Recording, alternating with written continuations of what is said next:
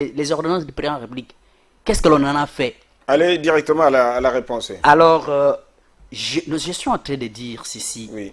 Le blocage institutionnel, il est là. Il faut le constater.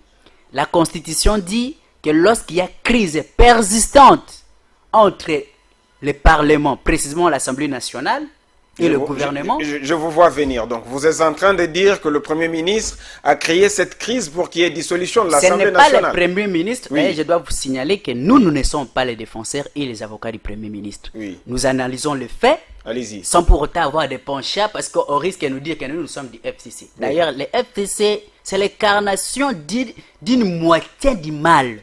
Donc, nous ne pouvons pas cautionner certaines positions du FCC, mais nous sommes en train d'analyser les choses de manière objective pour que les peuples les comprennent et les saisissent. Vous êtes libre, monsieur. Alors, Richard, oui.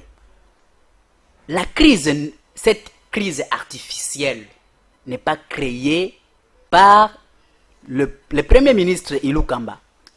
Cette crise est créée par cette future union sacrée. Parce que l'union sacrée en réalité n'existait pas encore. Parce que j'ai vu d'ailleurs certaines publications, certains députés dire non, on a l'union sacrée a désigné M. Mbosso comme président, comme candidat aux élections du bureau définitif de comment dire ça dès lors que l'informateur Bahati Lukwebo a présenté son rapport qui révélait 391 députés adhérents à l'union sacrée. Mais cette union sacrée, quelle est sa substance? Elle est vide. Elle est vide dans la mesure où on dit que l'union sacrée c'est une vision. La vision basée sur quoi? Une vision prophétique. Le peuple d'abord. Le peuple d'abord. Le peuple d'abord qui a souffert pendant des ans, qui ne trouve pas son compte dans la gestion de la chose publique. Il y a des choses que nous dénonçons. Ce qui se passe au ministère des Bidiens. Vous avez l'information.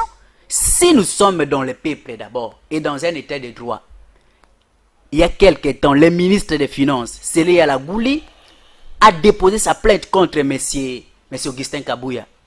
Il n'a jamais été interpellé. Si on est dans un état de droit, quand on disait que Albert Youma a détourné 20 millions de dollars américains, il devrait être entré en justice. Il faudra-t-il avoir de preuves, monsieur Richard? Mais ce sont eux d'ailleurs, ce n'est pas nous, c'est les MDVC, ce sont eux qui passaient dans cette chaîne, dans cette émission pour dénoncer cela.